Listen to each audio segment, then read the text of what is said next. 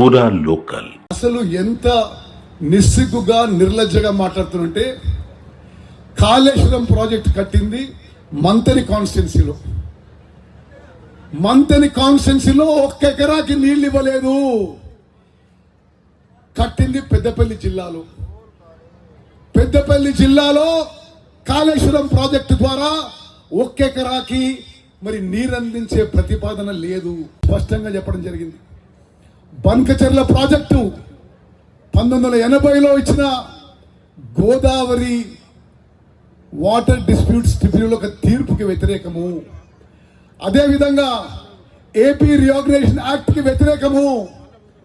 అన్ని విధాలుగా తెలంగాణ ప్రభుత్వం, ముఖ్యమంత్రి రేవంత్ రెడ్డి గారు కానీ, నేను కానీ, మా ప్రభుత్వం మొత్తం కూడా బనకచెర్ల ప్రాజెక్ట్ ని అన్ని విధాలుగా వ్యతిరేకిస్తామని చెప్పి ఈ సభాముఖంగా మనం చేస్తున్నాం.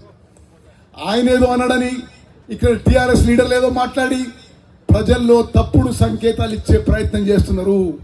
చాలా స్పష్టంగా చెప్తున్నాం, అన్ని వేదికల్లో కేంద్ర ప్రభుత్వం దగ్గర న్యాయపరంగా బనకచెర్ల ప్రాజెక్టు మేము వ్యతిరేకిస్తామని చెప్పి ఈరోజు సభాముఖంగా యావత్ తెలంగాణ రాష్ట్రానికి తెలియజేస్తున్నాము.